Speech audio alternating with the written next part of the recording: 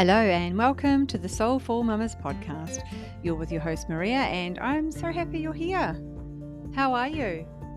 How is this, as we record on the 21st of February, day treating you? In New Zealand, it's the intensity of summer seems to be waning a little bit, which is actually quite nice. The first tiny whispers of autumn are making themselves notice, but only just a little bit. It's very nice, actually. I wonder if it's the same for you in the Northern Hemisphere, if that real depth of winter cold is starting to release its grip a little bit. You can let me know. So today I have a really beautiful guest for you to listen to. She is her name is Leah La Hue. She's from Dallas, Texas in the States. And her work now, she's a birth doula and she is super, super passionate about this work. She had a birth doula for her own children, and it was through this support that she received that she realised, or tried to even comprehend, how do mamas do it without one.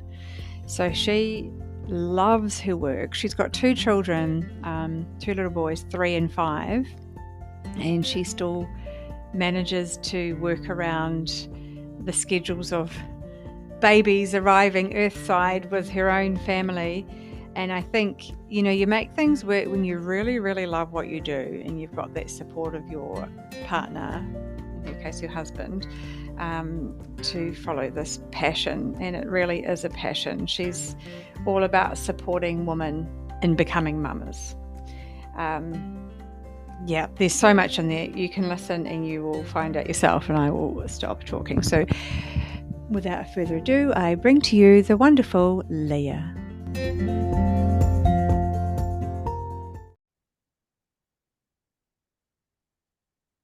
Leah, welcome to the Soulful Mamas podcast. I'm so Thank you. so happy that you're here and you could make it and speak with us all. Yeah. Do you want to tell everybody where you're actually speaking from?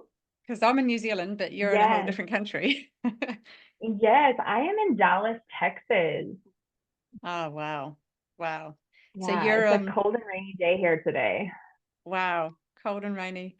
Yeah, and in New Zealand, we're the opposite. So we've got so much heat. It's 9:45 in the morning and it's already t-shirts and the kids are asking for a swim already. So the complete I opposite. bet. Yeah. Funny, isn't it? It's funny to think about just the polarities, I guess. Do you want to share with us a little bit about you and your journey into motherhood, what that looked like for you? I would love to. Yes. So, let's see. Where shall I start? So, I'm a birth doula and a childbirth educator here in Dallas. I work with a team that does large volume births. So, I've got anywhere from 3 to 6 clients per month. So I support women in becoming mothers themselves, and that is a huge passion of mine. I have 2 children, 2 boys. I'm a boy mom. Their ages are 5 and 3.5, and they're both in preschool. And it's been quite a whirlwind becoming a mom. I kind of grew up never wanting kids. I actually didn't have the desire at all until I met my husband in a coffee shop in Kansas City. I had just moved there about a month before. And I walked into this really busy, kind of, retro looking, artistic, like, bumping and grinding coffee shop. It was packed. And there was one table left, and I was writing I guess you could call it a thesis about why people cross paths. So that was my topic that I was writing a page thesis about. And I sat down at the last oak table, and right next to me was my future husband. Who would have thunk? And after dating him for a little while, I realized, I want to make babies with this person. And I think I was 31, and I had never had the desire. Like, a lot of my friends had already had kids or they were married, and I wasn't someone who liked kids that much. I was never like, oh, I can't wait to be a mom. I just kind of was focused on other areas of myself. And I got that kind of urge when I met my husband. I thought, I got to run the other way. Like, what am I going to do? This is terrifying. And I had some trauma that I hadn't really dealt with from my own upbringing and my own family. And family is kind of a big lesson for me in childhood. So I had to work through some of those things. But I had my first son at the age of 35, and I birthed him in a birthing center in Kansas City, and went totally natural, unmedicated, and it was the hardest thing I've ever done. The birth itself, yes, very hard, but the aftermath was even harder. And so that's one of the things that kind of spurred me into women's work, really, overall. And so my whole identity as a woman and a mother, and the parts of me that are separate from a mother, the other parts of me that identify in other ways, has just totally had a huge unearthing, I guess you could say. And it's come with aches and pains and joys and all the things, but I think I'm a better and stronger woman for it, and it's definitely the most fulfilling thing in my life. Wow. That's so amazing, so beautiful. You hear of this quite often, actually. And I was one of those people. I thought I would one day want to have children, but I had no desire at all prior to that. I was just, it's interesting. And then suddenly there it is. Yeah, it's and then to go, so obviously the birth doula work that you do now, that wasn't anywhere on your radar pre-children at all. No, it wasn't. So I used birth doulas for my birth, and looking back on my birth experience, as you're kind of reflecting on it, and I was looking back and seeing it from a new perspective after the birth had happened, I thought, how would I have done that without my doulas? Like, I really don't think I could have. I would have been really, like, probably begging for an epidural, or like losing my mind. And after I had my first child, I stayed home with him. So my husband is a paramedic, and he was our only income. And so I don't know how it is in New Zealand, but here in the States, not really paid much of a wage. It's barely living wage, I would say. So as much as both of us have roles in our jobs that we're very passionate about, but there's kind of a cap on the amount of income with that kind of a career. Yeah. But I stayed home with my son, and I got to kind of a point where both financially and spiritually, mentally, emotionally, for me, I needed to kind of get my mind out of the stay-at-home mom. So I was having quite a bit of anxiety and depression, both, and I had some postpartum OCD, which I share those stories on my own podcast as well.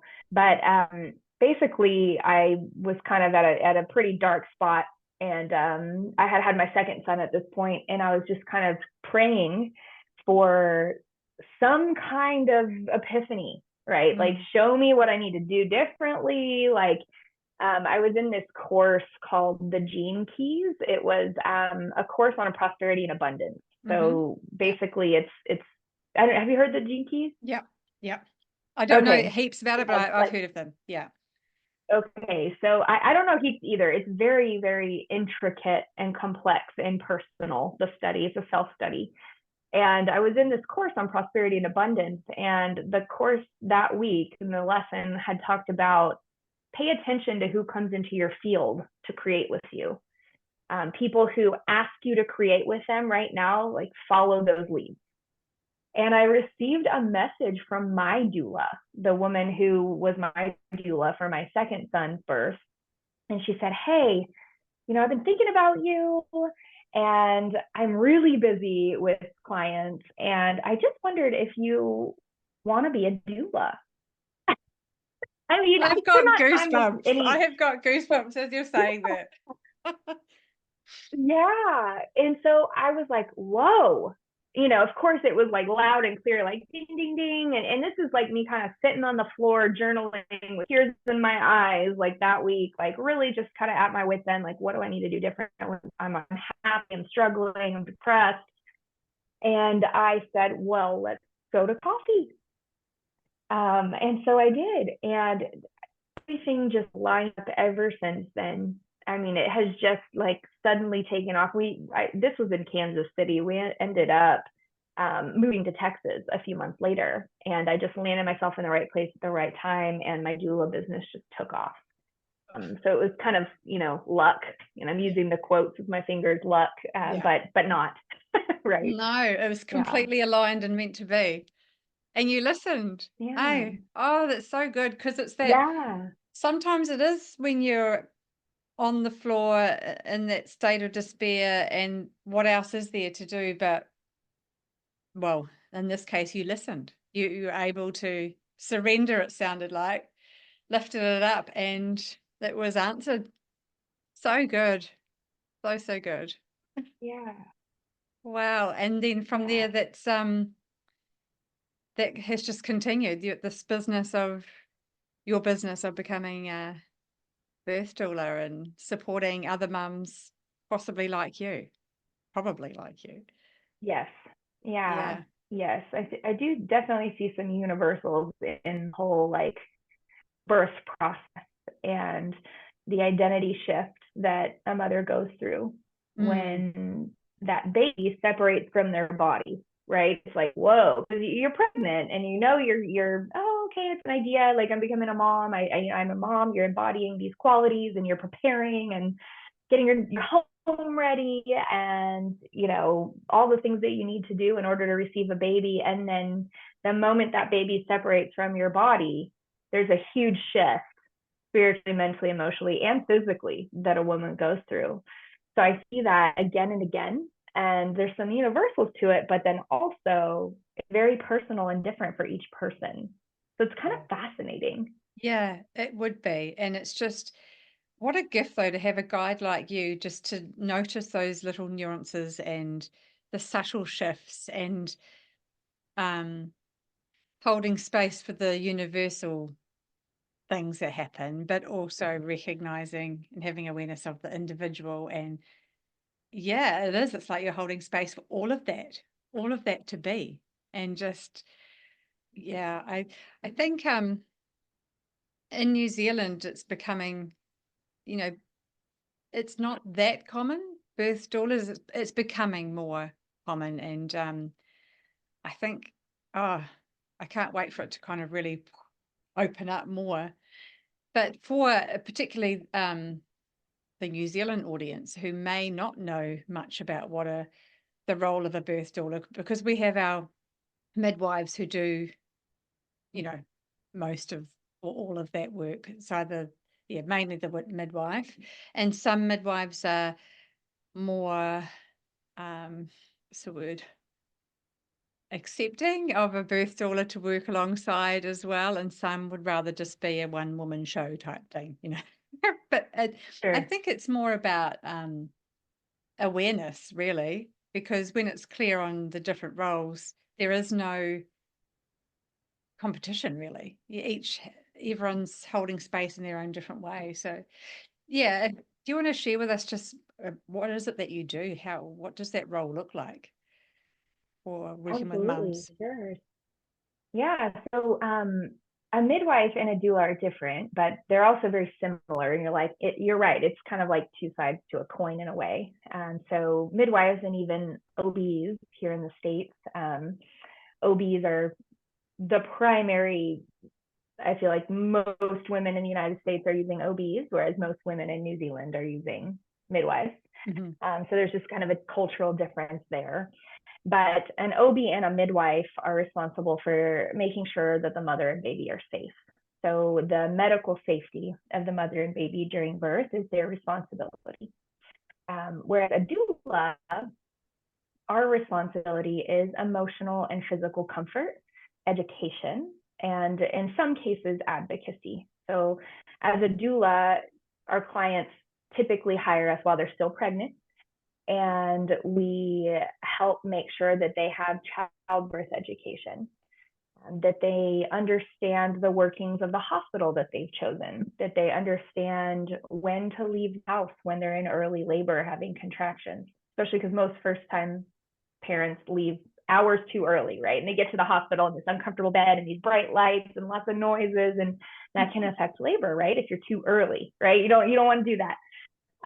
But making sure that a woman and her partner understand natural physiological birth and what to expect, understand the importance of relaxation and have techniques to relax, because that is the number one way to deal with the pain of birth, is to breathe, relax, and surrender. So I focus on a lot of those techniques with my clients.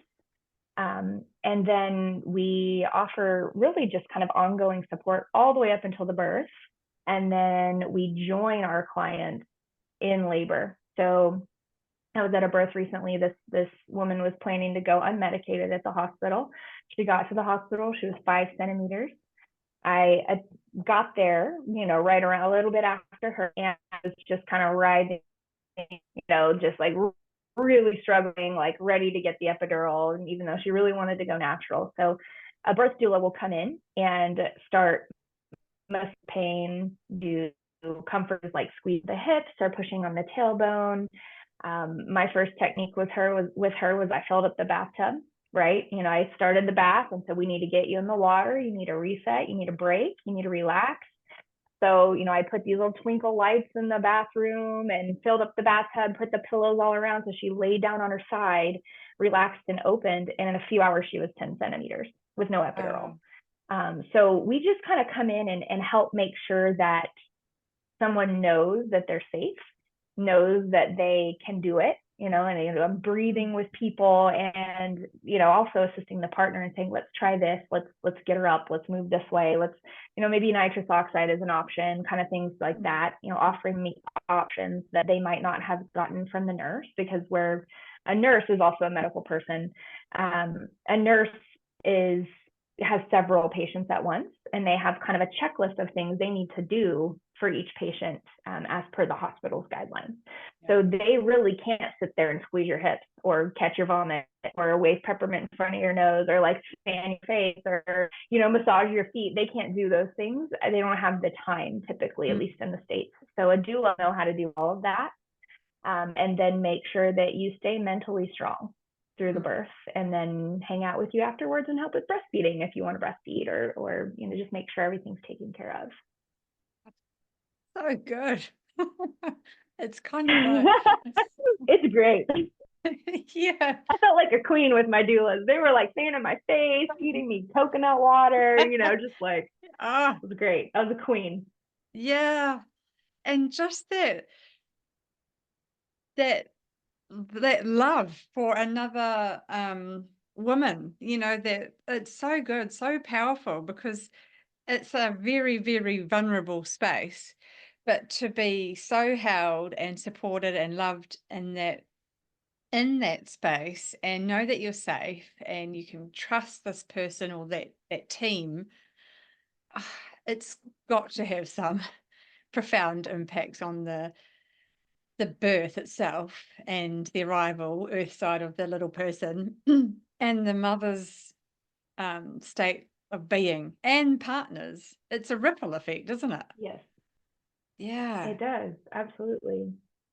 Yeah, it's interesting. I truly believe that the way a woman is treated in birth, and her birth experience, has a huge psychological impact on her ability to trust herself as a mom, and feel confident as a mom throughout. I can see connections in how women are treated in childbirth in the United States specifically, and a lot of the other society issues that people could say are political, that we have that other countries don't have as difficult. Yeah. It's like I could see a huge connection between how a birth is treated, a woman in birth is treated, and a lot of other society Yeah, absolutely. And just that support postpartum, that fourth trimester that you kind of just expected to know what to do. I mean, who actually knows what to do, really, for your first No, anyway? Like, nobody. you Yeah, just, nobody knows. you don't. And I think as for us who were older parents, or say older, like 30s or whatever, even into the 40s, people think you've got it all sorted. So they'll be fine, they've got it all sorted out. They'll know what to do. No, might be fine and great in your previous life, your jobs or whatever you're doing that way, but not when it comes to bringing this little person into the world and caring for them and caring for yourself. And it's like the village kind of, they're there for the first few days because everyone wants to see the baby, basically. And then it dissipates and you're like, Right. now what do I do? Your partner's back at work and ah, it's not that easy. You can't move your body the same way. You're hungry. You're breastfeeding all the time. You've only Yeah. got one hand because you're holding a baby. It's a lot. You're right. Yeah. And you're dancing in between, oh my God, look at all the stuff I should, the shoulding, should be doing. And then you're just like, you're in Yeah, complete, you're in so much love with this person. Like, oh my gosh, I could just stare at you all day. And yeah, but that comes in waves too. You don't always have that instant, oh, I love this baby. I've known them my whole, where have you been my whole life? Sometimes it takes a while to connect too with the baby, the mother and the child. And I think there's so much absolutely. guilt when things don't happen, air quotes, as they should do. What society says they should look like. And oh, we give ourselves such a hard time as mums as well. Um, I can do it Yeah, all, we so do. We so yeah, do. And yeah, I feel like it's kind of embedded in our culture. There's yeah. so much, and I don't know how it operates, how New Zealand operates in to the United States. I know some things because I have a friend who lives there, but yeah, I feel like for me, I didn't know that I needed to ask for help, right? Like Mm, I was never taught how to ask for help, right? Like no, it's not culturally something we do. yeah, Um, so it's something I actively, even now, like I run a full-time business. I have my two kids. I'm kind of the default parent, which if you're not familiar with that term, it means that the children kind of gravitate to you for all things, oh right? yeah, So oh yeah, I yeah, got a boo boo, they come busting in my office, right? Like, yeah, or even like, I make all the doctor's appointments, yeah. I do the meal prepping, I do the grocery shopping. Actually, I won't say that. My husband is at Costco right now buying groceries with my two children. But being the default parent, in addition to all of the hormonal shifts that a woman goes through, Hmm. that makes us feel really unstable. Like I have felt mostly unstable in the last 5 years than ever. Like, and I've been through some things. But asking for help is a big part of that. And not only asking for help, but like in those beginning weeks of motherhood, I could have had all the help in the world, but I was walking around with no shirt and no bra on because my breasts were so sore from breastfeeding, right? Like, so I didn't want help from like my father-in-law, right? Like, he just like, I needed women to Yeah. like surround me and tell me, yeah, this is hard. You're having a hard time, and we'll eat and send you in home massage and bring you a dinner. Mm, yeah, That's what I wanted. yeah, Yeah. 100%. And I think the work that you're doing at that stage, like the pregnancy and the birth and after birth, um, it gives women that experience of working together and being held and supported, and it gives them almost permission to, or an indication of how to ask for help. Like, this is what it looks like. This is what we do. And it's this reciprocity of helping and caring for each other when in need, and vice versa if the tables turn. It's you're giving them permission and showing them a way to, yeah, when you need this, you ask, and it's okay to ask. And the people will come and they will help, but we do live in a society where you do need to ask, because we're not living in that same way, in that village way where you've got grandma or auntie just down the road and they'll just pop in. Here's some cooking. Here's some, let me take the toddler or the baby. Or, yes, we have to recreate it, don't we? Yeah. We sure do. Yeah. And as part of it also is education. Most people just don't know what to do when they go visit, right? They're like, hey, let me hold the baby. And the mom's like, no, I don't want you to hold the baby right now.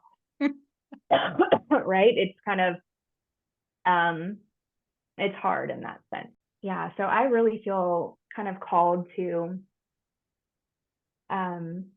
educate society on how we can really support women who are moms, because truly I feel that parenthood is the most important job for the human race, right? Like how we're treated as babies and children will have a direct impact on what kind of human beings we become. You know, how empathetic are we to different cultures and different people, and how honoring of our own self and our own authority are we as adults, right? Because that is a direct contributor for mental health.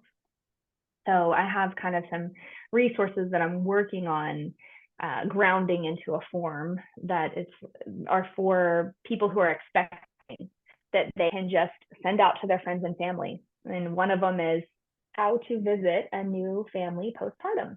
Oh, I love if you're going over in the first week or two of life, here's the checklist. All right, bring a meal. Ask them ahead of time, what do you want to eat?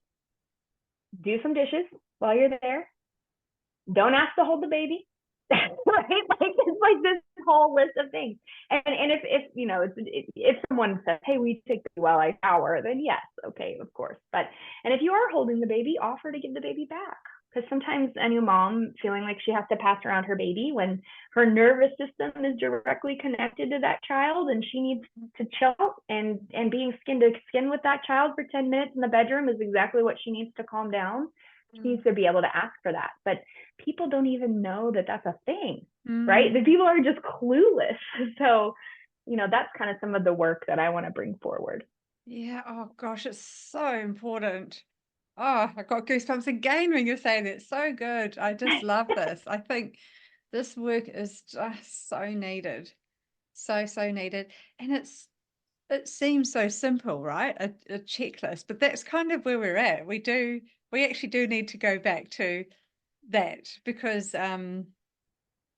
we've forgotten. I've had a family member recently, they had a baby, and the dad's so incredibly proud, and he wants to show everyone the baby and have photos with everyone holding the baby. And I can see mum is going along with it, but I just feel that she's like, I kind of just want to be holding the baby myself, and I kind of just want to be at home.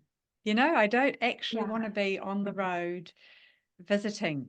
I just want to be, I just want to discover myself. This is unspoken. It's kind of like, you know, there's just you can feel it. Yeah. And it's interesting because he's so proud. He's so proud of her, and he loves his baby. It's just all beautiful. But in that love, he's unable to see what his partner actually needs, or is this the best thing right now to be doing. So yeah, maybe a checklist, but a good Some thing. kind of a checklist. And I think just most of our society just is not aware of what a woman goes through. No. The hormone changes, the spiritual identity, the body, the impact on our bodies, like that is really big. Like rest is huge. We have to rest. And so having a bunch of people coming in and out all day trying to take the baby away when your breasts are full and you need to breastfeed for 45 minutes, right? But you feel like you have to entertain and give your baby to to Aunt Nancy or whoever, like, you know, it's like, that's really hard. That's hard on the psyche for sure.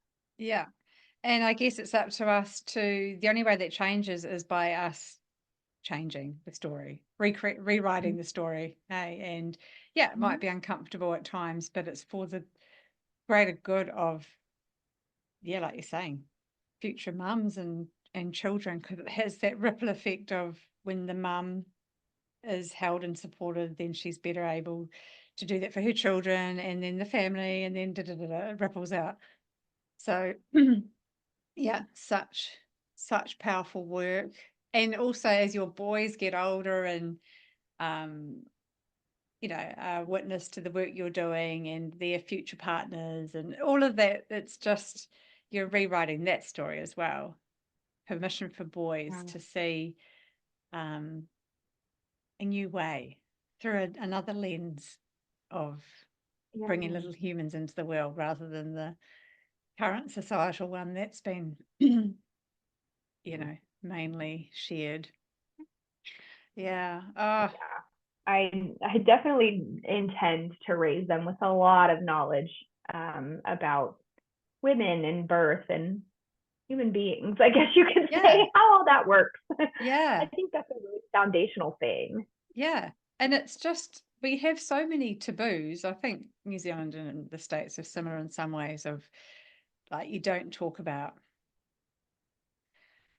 menstrual cycles and like everything has to be, don't talk about that.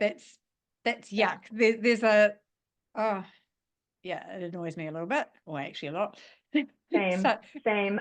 I'm with you. Well, you just have to, the only way that changes though is for us to have the conversations, and sometimes they feel a bit awkward because it's not the norm at the moment, but the more we do and the more we empower, like I've got one daughter and I want that whole process for her to be so normal and natural and beautiful, and for her to honor and respect that rather than have to hide it and be ashamed, and and for my son too, it's normalized. Yeah So many things, but you're a way shower there, Leah, because you're starting, this is what we need, this is what the world needs, it's where we start with the inner impulse we have to do something and bring something, birth something into the world. And it starts with following that. And that's what you're doing, which is so, so good. So good. Thank you. Yeah, it is definitely, it's very fulfilling work. It's also challenging, super challenging. Oh, I can imagine with the hours, you can't you can't go into labor until the children are at school or preschool. It doesn't work like that, does it? No, it doesn't. I mean, my flexibility and adaptability has been a pretty big strength for this work. I mean, I've had to use that. I'm a pretty I'm not a super structured person most of the time, so that kind of works. I'm spontaneous, you could say. Yeah, which would be perfect for that role. Yeah. Exactly. Oh, so good. So do you have time for yourself in amongst all of these things? You've still got a young family and your full-time business, but what do you do for you now that's soul filling, that keeps your soul full? That's a good question. I'm getting better about it, right? Because I I tend to be someone who really likes to give to other people, including my kids. And I have noticed that if I do that too much, my mental health suffers, and then I'm really not able to give anything, right? Like I'm grouchy, I'm yelling, I'm sad, I'm crying, I'm tired, or I'm stressed, or I'm overwhelmed, because I do feel overwhelmed regularly, I will say. But one of the things that, since my husband's a paramedic and he's been working pretty extensive hours, like basically 10 a.m. to 11 p.m. every day, almost. Wow. So we see him in the mornings, and then it's me kind of from there forward. And we've done that on purpose for now, but it doesn't make it necessarily easy. But one of the things that really has helped me during this time, that really just makes me feel so peaceful and so connected, is my sons and I go on nature walks. So I grabbed this little like toddler push car. So it's like this big blue car that they can sit in, and it has a handle, and I push it. It's not quite a stroller, but it's, kind of a similar in concept. And so I put them in there and I walk because they can't keep up with me. So I get my heart rate up, get some fresh air, and I walk as fast as I can. And then whenever they want to stop and look at something, we do. So recently we crossed the street from our house, and there's like this river right across the street from us in this kind of foresty woods. And they went to pick a walking stick. So I brought a book and a blanket, and we went to pick the walking stick to start our nature walk. And it turned into 20 minutes of them kind of hacking away at this tree, right? Like they were just like hacking up it's a dead tree, not a live tree, but just kind of like picking at the bark and just getting really involved with this giant tree that was on the ground dead. And so I sat down and read a book. And then when it was time to go, I grabbed a couple shovels from the garage, and we went down to this creek, and they dug in the creek with shovels for 2 hours. And I sat in the sun. I just kind of, they're super entertained out there. There's a whole thing about children being outdoors and how important like uninterrupted play outdoors is. So this is something that we're starting to do regularly. And it gives me kind of a way to be connected to them with also having space, which is kind of interesting because they're so involved in the nature aspect. So nature walks have been really important, and that really does fill me up. And then the other is giving myself time to be creative.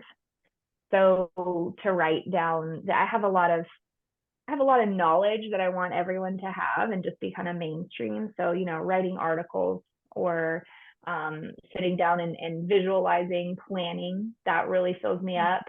I love purging and creating different, things in the home that like if everyone leaves the house and I have time to purge and like get rid of things that we're not using, which I think should be like a regular thing, like every month, right? Like the whole family should do that.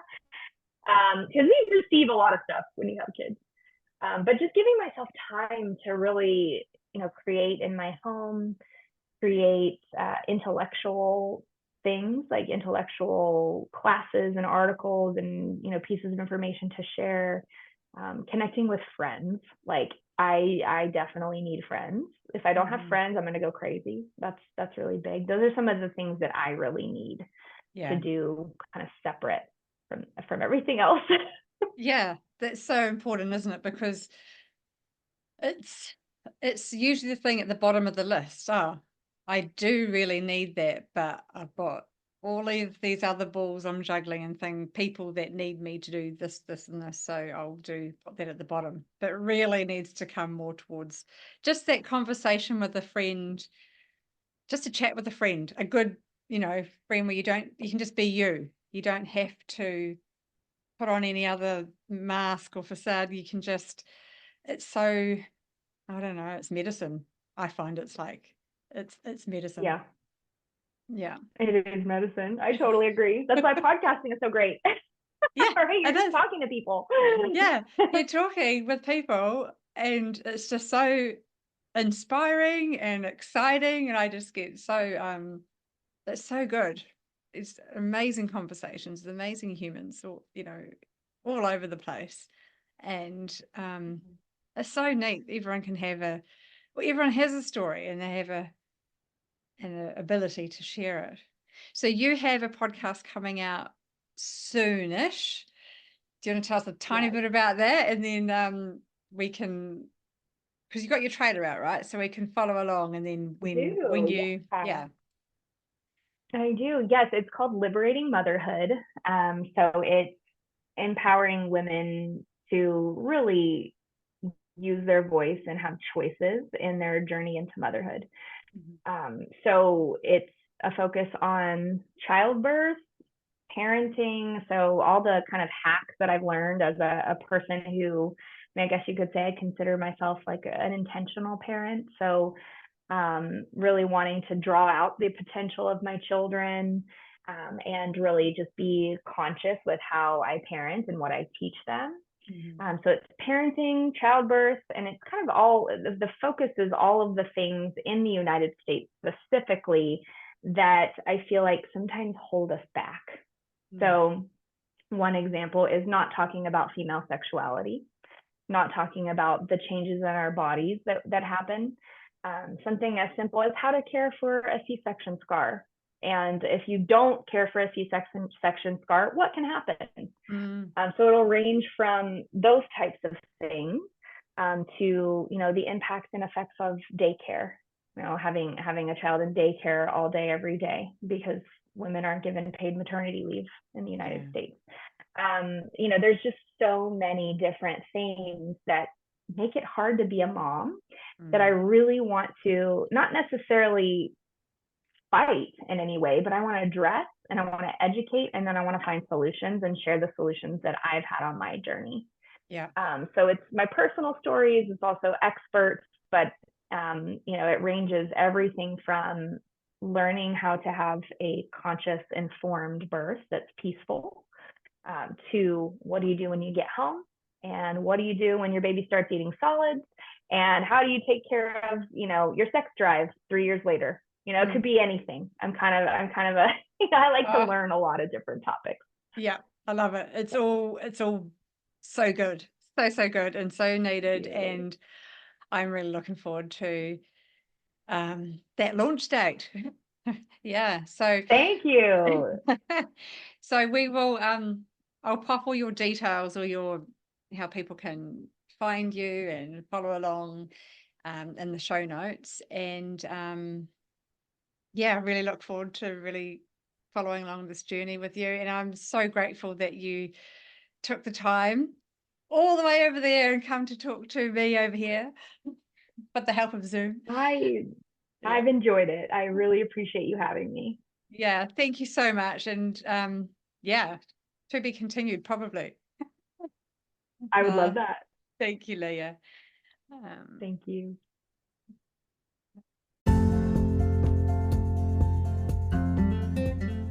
Wow, some real pearls of wisdom in there, wasn't there?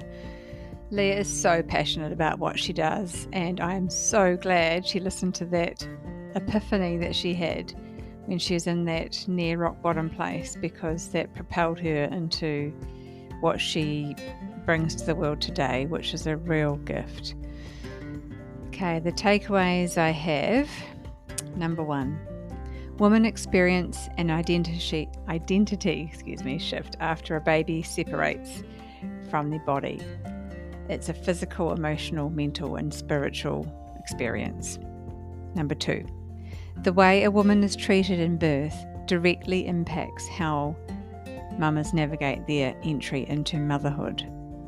Number 3, hormone shifts can make us feel unstable, and for many, it is hard to ask for help. Mothers need an advocate and someone to hold space for them. Number 4, pay attention to what comes into your field and say yes to opportunities. And number 5, we need to learn to be kinder to ourselves. So very true. So very true. Thank you so much for listening, everybody.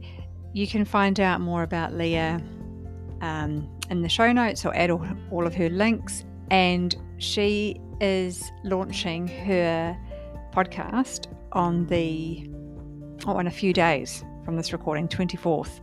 So do go and listen to it.